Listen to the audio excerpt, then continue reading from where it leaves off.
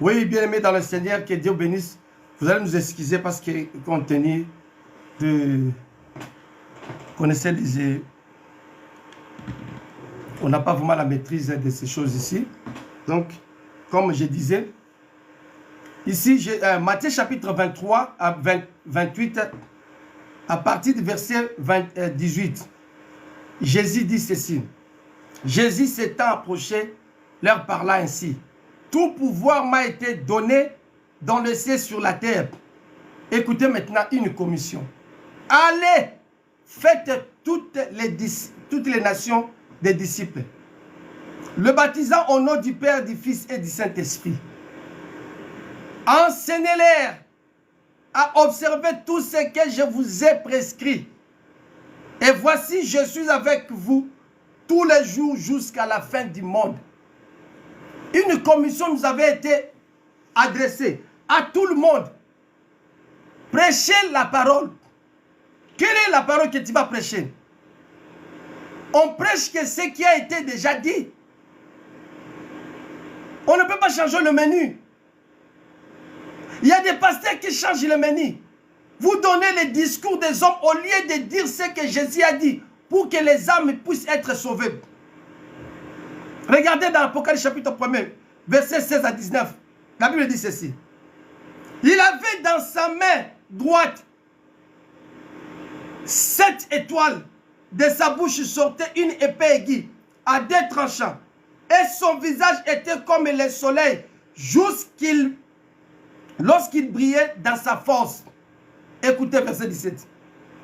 Quand je le vis, j'ai tombé à ses pieds comme mort. Il y posa sur moi sa main droite en disant, écoutez, ne crains point. Là-bas, Matthieu, ne crains point. Jésus te dit ce matin, ne crains point. Dans cette maladie-là que tu as, ne crains point.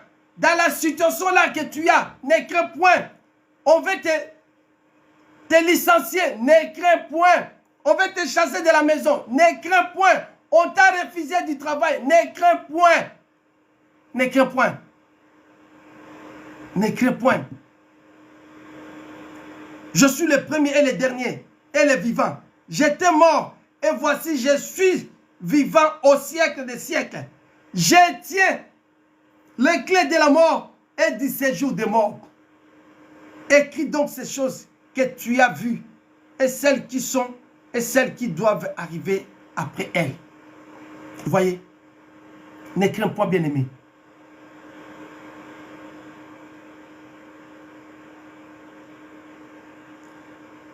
Il y a beaucoup de gens. Sa route a beaucoup de couches. Écoutez-moi très bien. Je vais parler. Frère Branham dit dans paragraphe 51. Écoutez ce qu'il a dit. Le grand est poussé vainqueur. Paragraphe 51. Mais bien aimé, écoutez-moi. Ta route a beaucoup de couches. Vous voyez ici en Europe, quand il pleut, quand il neige, vous allez voir des couches de glace, des couches, donc vous ne pouvez pas marcher. Ma soeur, ce matin, mon frère, ta route a beaucoup de couches. Je vais répéter ce que le prophète a dit. Écoutez, je lis. L'homme a été rejeté du ciel. Les routes étaient fermées. Pourquoi nos voies sont fermées devant le Seigneur, devant Dieu? Tu es malade. Ça fait des années. Tu n'arrives pas à avoir la guérison. Mais tu pries quand même. Tu as des problèmes. Il y a un homme de janvier au 1er janvier au 31 décembre. Il n'a jamais touché les $50. Pourquoi? Ta route a beaucoup de couches. Nous allons décortiquer aujourd'hui ces couches-là. Vous les riches, vous avez tout. Mais cette maladie-là ne te quitte pas. Tu es tenté de parcourir partout. Pourquoi? Parce que ta route a des couches. Dans tous les secteurs. Nous allons écouter. Écoutons les prophètes. L'homme a été rejeté du ciel et les routes étaient fermées. Il n'y avait pas de route. Mais là où il n'y avait pas de route, il est venu en faire une, Jésus. Oh là là, la première route, la première couche était quoi? Écoutez-moi, la première couche qui te dérange dans ta vie. Un, c'était les démons du doute. Toi, quand on prêche la parole, tu ne crois pas. Tu peux toi-même prêcher, tu es prédicateur, mais tu ne crois pas ce que tu prêches. Les démons de route qui vont te bloquer à ne pas recevoir le miracle de Dieu. Deux, la suivante, c'était les préjugés. Vous avez des préjugés devant les gens, les uns les autres. Oh, dans le royaume du Seigneur Jésus, il n'y a pas de préjugés, il n'y a pas de doute, il n'y a que la foi. Si vous n'avez pas, il faut croire au Seigneur. Ta route est beaucoup de couches. Première couche, ce sont les démons de doute. Deuxième couche, ce sont les préjugés.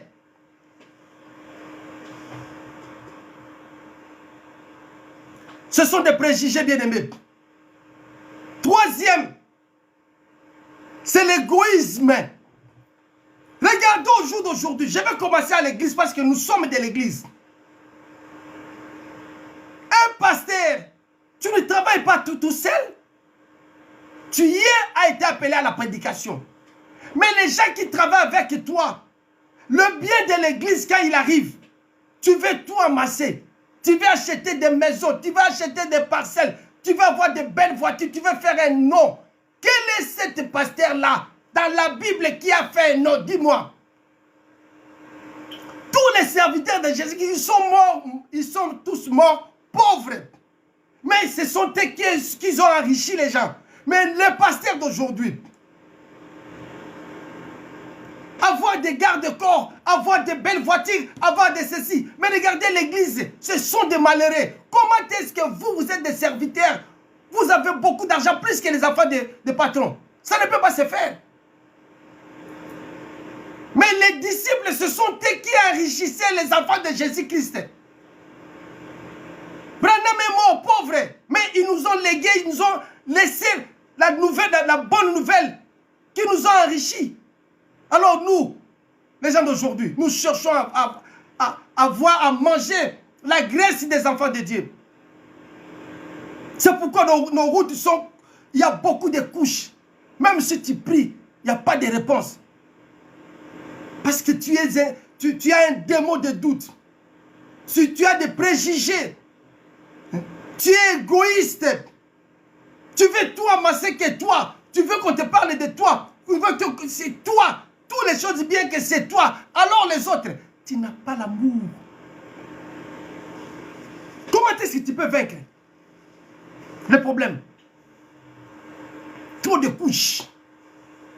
Trop de couches. Première couche, démon de doute. Deuxième couche, des préjugés. Troisième, l'égoïsme. Un égoïste, c'est que tu es un démon d'égoïste.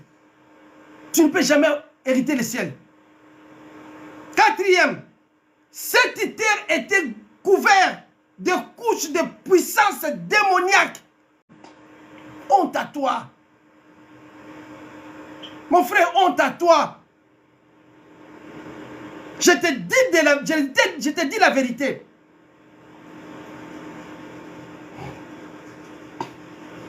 Écoutez, il a laissé des empreintes, des pas ensanglatants, alors qu'il marchait dans les corridors des puissants démoniaques.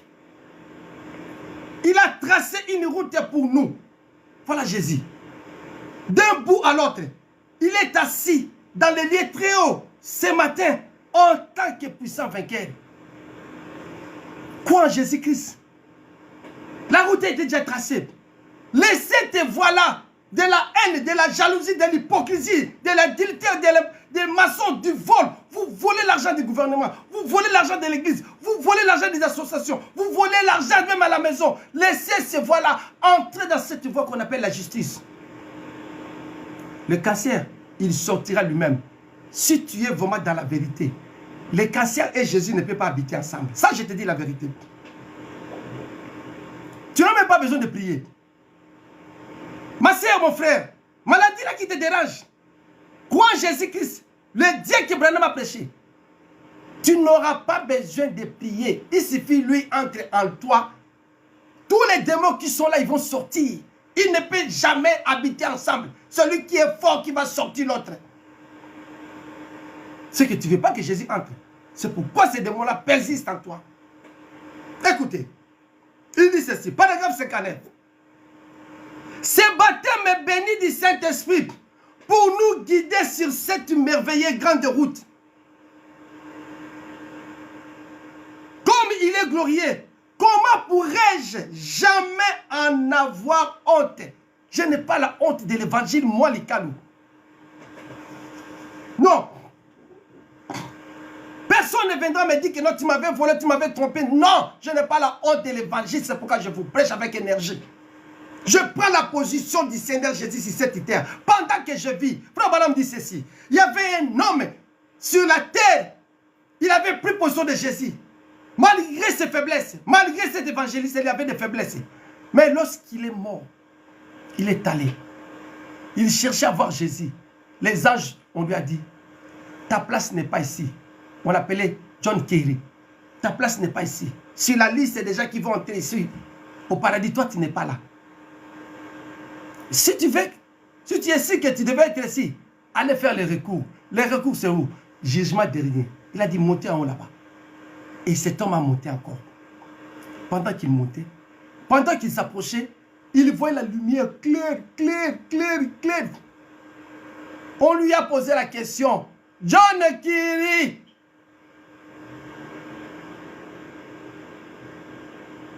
est-ce que toi sur la terre, tu étais juste? Il avait dit non. Est-ce que toi sur la terre,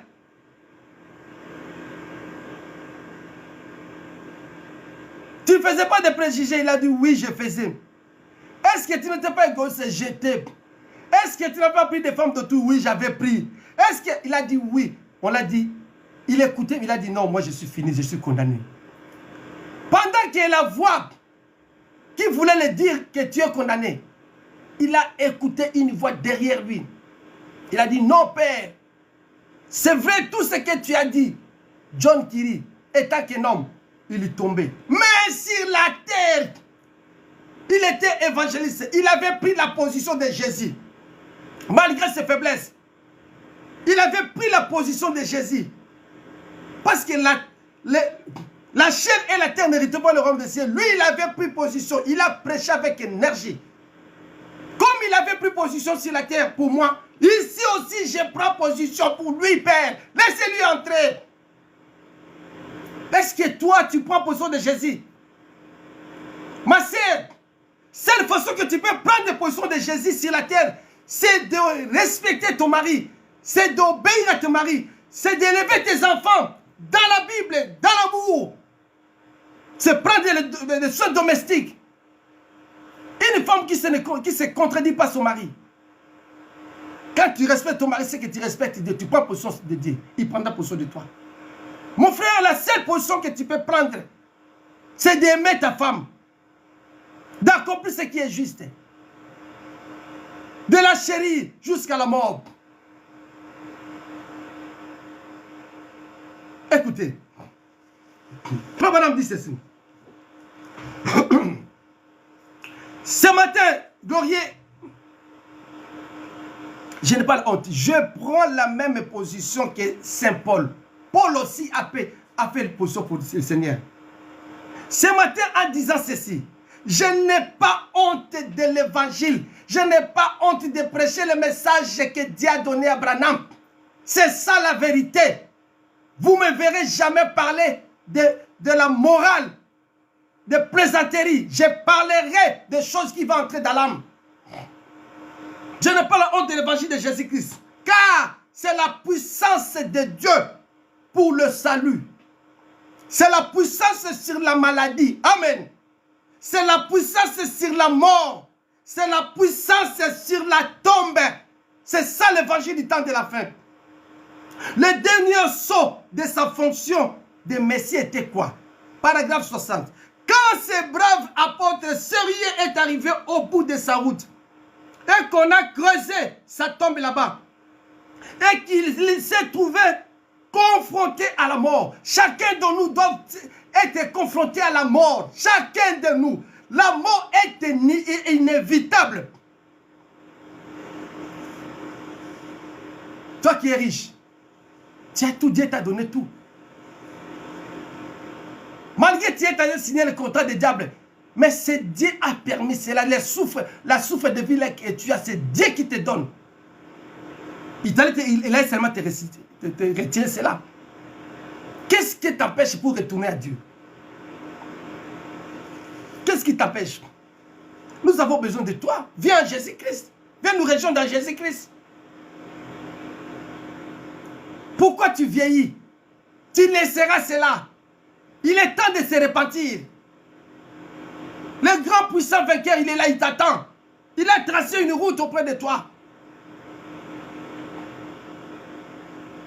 Comment tu peux savoir que tu hériteras le royaume des cieux? C'est lorsque tu crois en Jésus-Christ, lorsque tu vis sa parole, lorsque tu vis sa vie, tu es déjà dans cette route-là. Mais celui qui a la haine, l'égoïsme, l'impolitesse, non, tu n'entreras pas. Là, les gens méchants n'entreraient pas dans ces routes-là. Écoutez. Quand ce brave apôtre sérieux est arrivé au bout de sa route et qu'on a creusé sa tombe là-bas et qu'il s'est trouvé confronté à la mort, il a ri en face. Paul, pendant qu'on le sciait, il a regardé, il a ri devant la mort. Un fils de Dieu, une fille de Dieu ne peut pas avoir peur de la mort.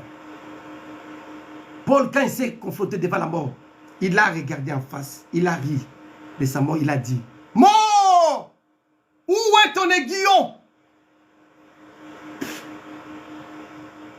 Tombe, où est ta victoire? Jésus t'a vaincu. » Alors il a poussé des cris de louange à Dieu.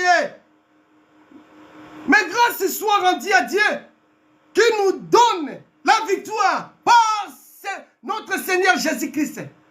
Si nous avons la victoire, c'est par notre Seigneur Jésus-Christ. Comment est-ce que tu n'as pas la victoire? Tu as toujours des soucis. Tu as toujours des soucis. Regarde ta vie. Pourquoi les grands vainqueurs ne peuvent pas se retrouver à toi? Pourquoi?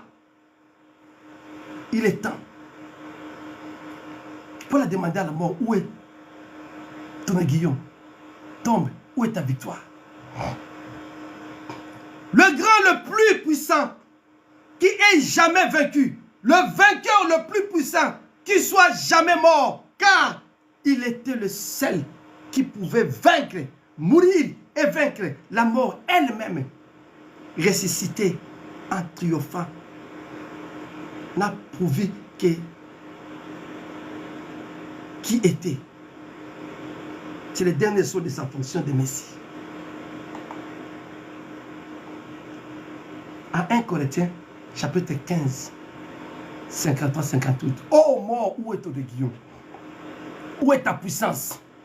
Car il faut que ce corps corruptible révèle l'incorruptibilité.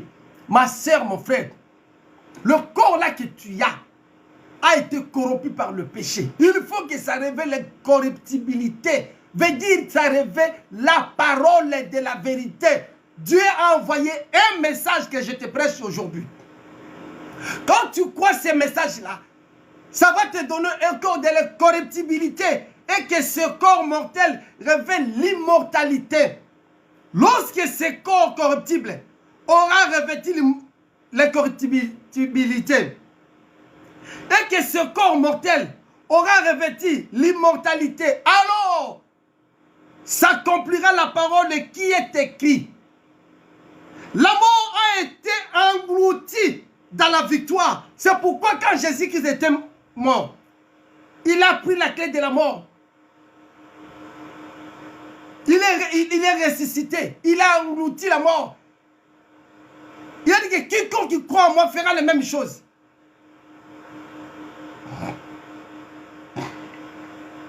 L'aiguillon de la mort, c'est le péché. C'est le péché qui nous fait fuir la présence de Dieu. Et la puissance du péché, c'est la loi des préjugés. Mais la grâce soit rendue à Dieu qui nous donne la victoire par notre Seigneur Jésus-Christ. Ainsi, mes frères, bien-aimés, soyez fermes, inébranlables. Il y a un problème comme ça, tu es ébranlé. Non. Travaillez de mieux en mieux à l'œuvre du Seigneur, sachant que votre travail ne sera pas en vain dans le Seigneur. Amen. Le travail dans le Seigneur ne sera pas en vain. Il n'y a pas quelqu'un qui a travaillé pour le Seigneur et le Seigneur n'a pas payé.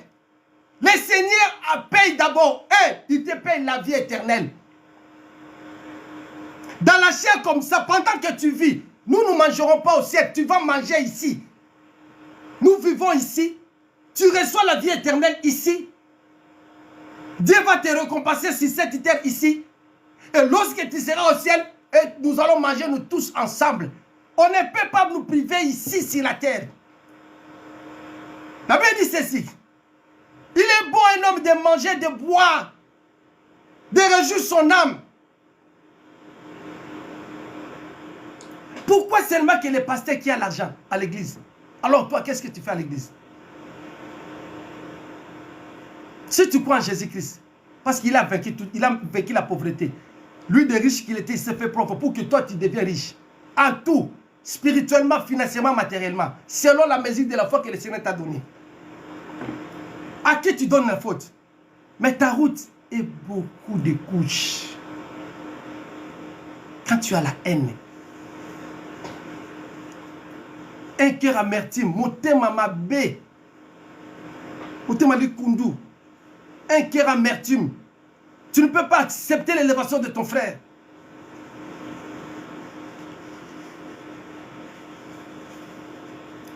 Écoutez. Paragraphe 62, frère Branham dit ceci. Et maintenant, s'il s'est trouvé quelqu'un dans ce bâtiment ici, à l'Ical Tabernacle, ce matin, qui est un membre de l'église tiède, votre église il est tiède, vous voyez, il n'y a pas de miracle. Hein? Le miracle est produit par la parole. Moïse ne connaissait pas le miracle. Il avait seulement un bâton. On lui a confié, non, non, qu'est-ce que je peux faire? Qu'est-ce que tu as? Moi, j'ai un bâton. Toi, tu ne veux pas travailler. Tu ne veux pas vendre. Mais tu cherches à être béni financièrement. Non, ça c'est de la magie. Dieu ne fait pas de la magie. Tu dois travailler. Moi, votre pasteur, je travaille durement, comme vous voyez. Je suis comme Paul. Je suis comme Branham. Je travaille pour nourrir les autres.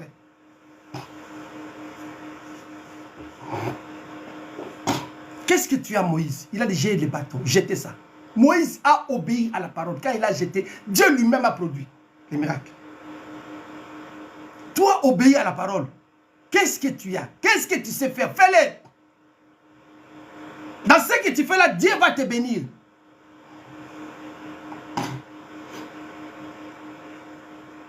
Vous êtes dans les églises tièdes. Dans les églises que le pasteur qui est riche. Tu viens, plus que tu viens à l'église, plus que tu deviens pauvre. C'est parce que tu n'as pas raconté les grands vainqueurs. Et ce matin, je te donne ces grands vainqueurs-là, c'est Jésus-Christ. C'est lui le grand vainqueur. Si vous êtes dans les églises tièdes et qui ne connaît pas la joie de la bataille terminée, les gens poussaient des cris, les gens se réjouissaient, les gens pleuraient. Et vous dites, qu'est-ce que c'est qui se passe avec eux? Ils savent que c'est une chose achevée. Jésus a achevé tout. C'est terminé. Certainement, nous battons des instruments de musique. Nous faisons retentir les trompettes avec énergie. Et l'évangile est proclamé. On reconnaît la gloire et la puissance de Dieu. Et c'est une œuvre achevée. Le traité est signé, gloire à Dieu. Christ l'a signé avec son propre sang. La bataille est terminée. La victoire est remportée. Je ne l'ai jamais gagné. Lui, il a gagné pour moi. J'en suis vraiment heureux. Ma sœur, la maladie que tu as, Jésus t'avait déjà guéri. Toi, tu vas subir seulement la guérison si tu crois en Jésus-Christ. Parce que lui, le grand vainqueur, est puissant. Cancer n'est rien. C'est un démon. Jésus a dit, je vous ai donné le pouvoir de les chasser et puis de les guérir. Parce qu'il les a tous vaincus. Si toi tu crois en Jésus-Christ, c'est que tu es dans cette victoire-là. Aujourd'hui, nos pensées sont selon les choses dictées par les gens. Notre esprit est fixé sur les choses du monde. Si vous ne recevez pas ces choses parce que vous êtes fixé sur les choses du monde, vous écoutez les prédications des hommes. Mais permettez-moi de vous dire quelque chose, frère, que je n'ai jamais honte de l'évangile. Je suis simplement quelqu'un à l'ancien mode. Moi, vous ne me verrez pas dans les fashions. Né de nouveau, né du Saint-Esprit, de l'Esprit de Dieu. Je suis né comme ça. C'est tout ce que je suis et tout ce que je vais être. Voilà. Regardez. Les espions extérieurs à l'église, les espions extérieurs dans votre maison, les espions extérieurs dans votre famille, les opinions extérieures dans votre église, les opinions extérieures dans ta famille, dans ton foyer, dans votre compagnie. Au lieu d'avoir les opinions bibliques dans l'église, vous prenez les opinions qui viennent du dehors. Au lieu d'avoir les opinions de votre famille, toi avec ton mari, la femme écoute les opinions qui viennent de l'extérieur. C'est pourquoi vous avez des troubles. C'est pourquoi il n'y a pas l'amour dans vos foyers. Oh non, non, je reste seulement à cause des enfants. Oh non, non, non, on ne peut pas rester à cause des enfants. Le bonheur après avoir le salut que Dieu donne à un homme, c'est une bonne femme, née de nouveau. Et un homme qui est né de nouveau. C'est tout. L'amour, ça se renouvelle chaque jour. L'amour ne fait pas mal. Mais pourquoi vous vous faites de mal? C'est parce que votre route a beaucoup de couches. Vous ne pouvez pas marcher. Vous avez quitté la voie sainte du Seigneur Jésus-Christ. Écoutez, les opinions extérieures. Écoutez, madame dit, par exemple 70, 70. Une fois, il n'y a pas longtemps, il y avait une jeune fille qui était partie à l'université. Et c'était une charmante petite fille, vous qui envoyez vos enfants à l'université, écoutez. Et quand elle est rentrée chez elle, elle a apporté quelques-unes de ses opinions venant de l'université qui commencent à contredire le conseil du parent. Et peut-être que ce matin, certains d'entre vous avaient quelques-unes de vos opinions venant de l'extérieur. Peut-être que vous avez apporté à l'église beaucoup de vos opinions. Eh bien, débarrassez-vous-en. C'est la meilleure chose à faire. Quand une femme, tu commences à amener les conseils des amis à la maison, tu vas troubler ta famille. Un homme, quand tu commences à amener des opinions de l'extérieur, tu n'aimeras pas ta femme. Un pasteur qui prend des opinions de l'extérieur, tu vas salir ton église. Le fidèle qui prend les opinions de l'extérieur pour influencer son église, vous mettez des poisons. Débarrassez-vous de ça. Vous écoutez? Débarrassez-vous de ça si vous voulez la paix.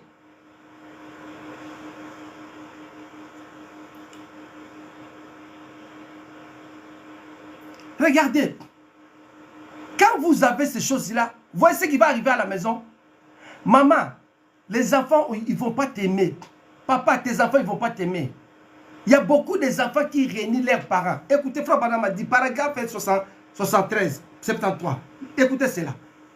Les genres des enfants, parce qu'il a eu beaucoup d'argent, parce qu'elle est belle, elle dit, moi je ne suis pas de cette famille-là. Moi je connais quelqu'un. Il est né dans une famille pauvre. Mais il étudie avec les riches. Il préfère aller rester chez les riches là. Il ne montre même pas sa maman à ces riches là. Même à ses frères. Lisons ensemble. Frère Branham dit ceci. Paragraphe 73, 73. Eh bien, vous savez, ça a tellement mis la jeune fille dans l'embarras qu'elle a dit. Je ne sais pas, parce qu'elle était tellement guidée et elle avait tellement l'idée mondaine en tête. Et c'était à sa propre mère. Là, ils étaient entrés dans les trains.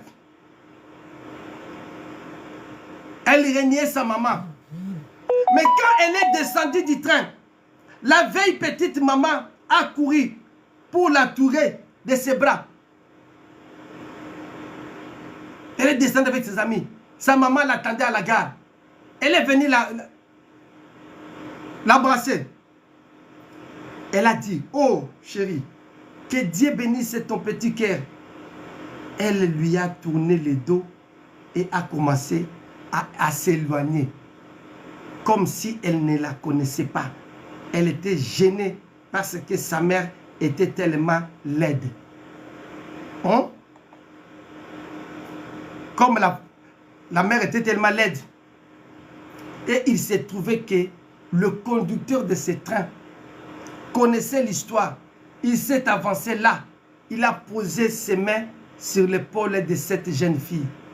Il a fait tourner devant les auditoires. Il a dit, honte à toi! Toi, enfant, qui réunis ses parents, honte à toi! Toi, infidèle, qui réunit son pasteur, honte à toi! Honte à toi, il a dit. J'ai vu l'époque où ta mère était 2 fois plus jolie que toi. Hein? Vous les filles d'aujourd'hui, vous mettez les mascarades. Frère, je te conseille, si tu veux avoir une épouse, ne prenez pas les femmes de maquillage. Vous allez m'excuser. Je suis censé de vous dire la vérité. Regarde-moi comme je suis noir. Vous voulez que je mette le blanchir ma peau. Les femmes qui ajoutent quelque chose, les cils, les ceci, ne les prenez pas au mariage.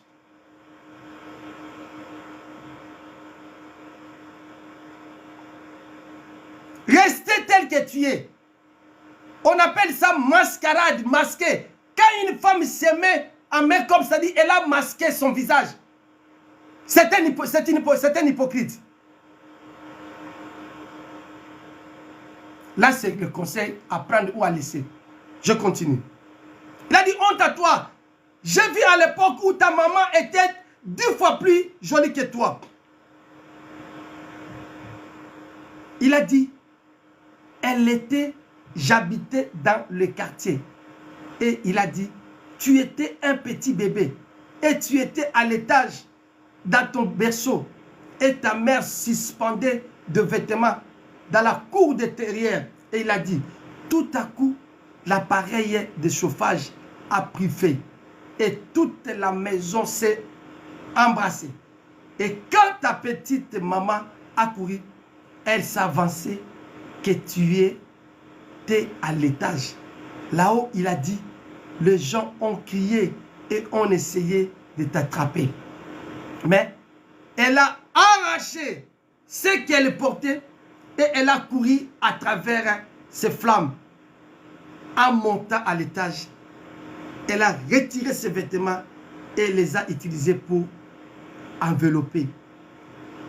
La voici qui est revenue, sortant des flammes. Elle était pourtant, elle s'est évanouie dans la cour avec toi dans ses bras. Elle a dit. Elle a pris ce qui l'aurait protégé. Et elle t'a protégé. Elle a dit, la raison pour laquelle tu es jolie aujourd'hui, C'est pour cette raison qu'elle est laide. Et tu veux me dire que tu aurais honte de ces cicatrices que portait ta maman. Je pensais aujourd'hui, si Jésus portait sa croix tout seul, et le reste du monde vivrait dans l'insouciance, il y a une croix pour chacun. Il y a une croix pour moi, Likalou. Je dois porter ma croix seule. Jésus a porté sa croix seule pour que moi j'ai la liberté, j'ai la vie. Et je ne peux pas avoir la honte de Jésus. Il a été pendu, le seul habit qu'il avait. On l'a arraché. On l'a pendu nu. Pour que moi j'ai la vie. Et la vie de Dieu revienne à moi.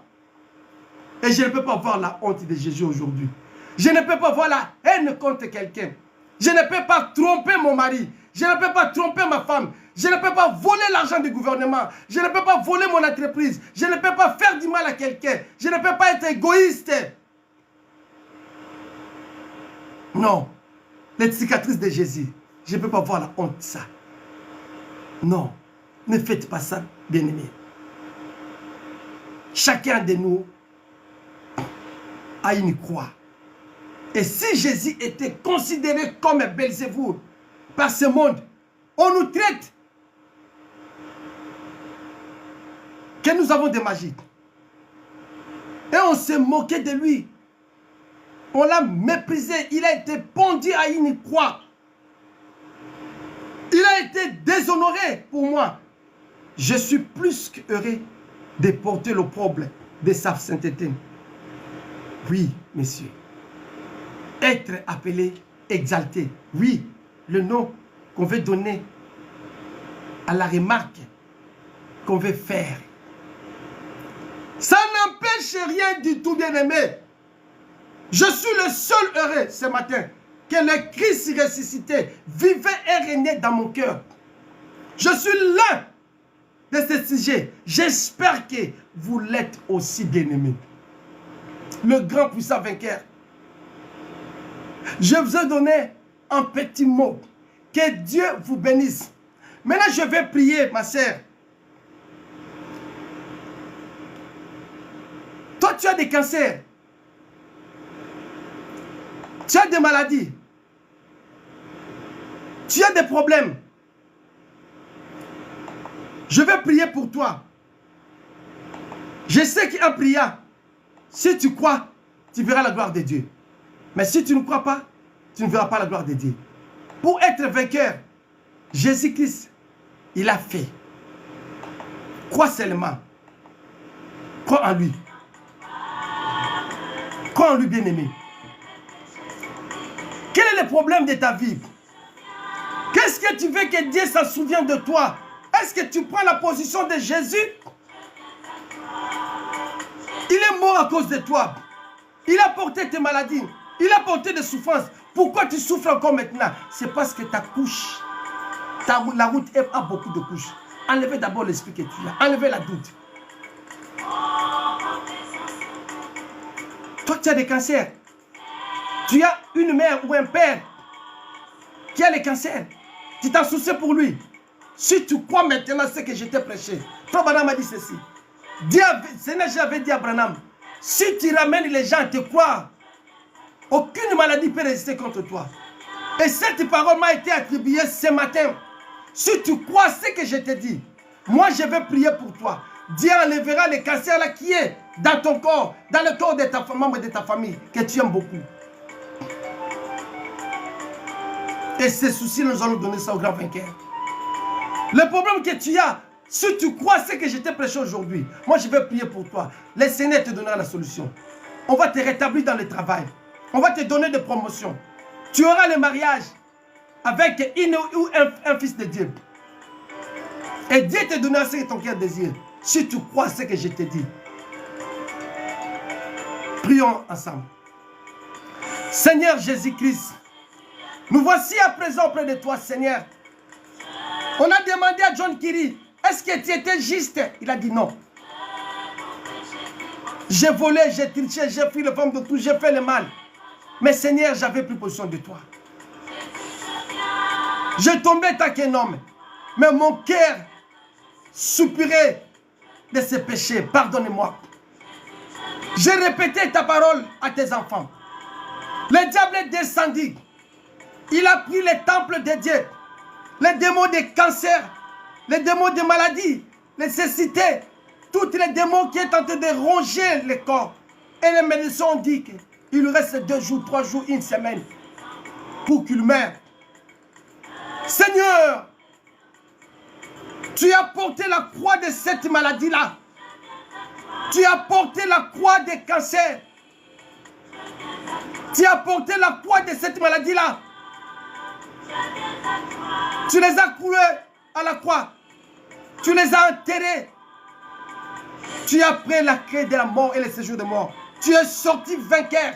En ce moment, Seigneur Jésus, j'élève mes mains. Je te consacre. Les gens qui ont donné le temps n'ont pas de m'écouter, de t'écouter au travers de moi. Sur croix, à sec, je t'ai dit de la part, toi, démon de cancer, je te conjure au nom du Seigneur Jésus de quitter ce corps-là. Quitte ce corps au nom du Seigneur Jésus-Christ et que tu reçoives la guérison divine. Toi, le démon de maladie, qui est en déroger ma soeur, mon frère, je te conjure de quitter ce corps-là parce que c'est un fils de Dieu, fille de Dieu qui croit à la parole. Cet temple-là que tu quittes illégal, c'est le temple du Saint-Esprit. Que le Seigneur revienne, le grand vainqueur et le grand puissant. Toi à qui on avait licencié, Dieu te rétablira à ton poste. Toi à qui on a privé la promotion, Dieu te donnera la promotion. Toi à qui on avait empoisonné, je te dis au nom du Seigneur Jésus que tu ne mourras pas parce que si tu crois en Jésus, la Bible dit même si vous buvez le bois mortel, il ne vous fera rien. Sois guéri au nom du Seigneur Jésus-Christ. Et tous ces ennemis puissent avoir la honte et qu'ils viennent se confesser. Là où on avait bloqué, Seigneur débloque. Guéris les malades, console les affligés. Prends nos soucis, donne la paix, la joie. Rendez-nous la joie du salut. Nous te faisons les délices et que tu nous donnes ce que ton cœur désire. Bénis ce pays Angleterre, bénis le Congo, bénis ton peuple. Bénis tes fils et tes filles qui ont écouté cette parole. Nous te le demandons au nom de notre Seigneur Jésus-Christ. Amen. Oui, bien-aimés dans le Seigneur, allez dans la paix du Seigneur. Que Dieu vous bénisse. Si vous avez des questions à poser, écris-moi. Nous sommes là pour vous prêcher les messages du temps de la fin biblique. Vous avez des questions, posez des questions. Et par la grâce du Seigneur Jésus, nous allons vous répondre les questions bibliques. Que Dieu vous bénisse. Allez dans la paix du Seigneur. Que Dieu vous bénisse.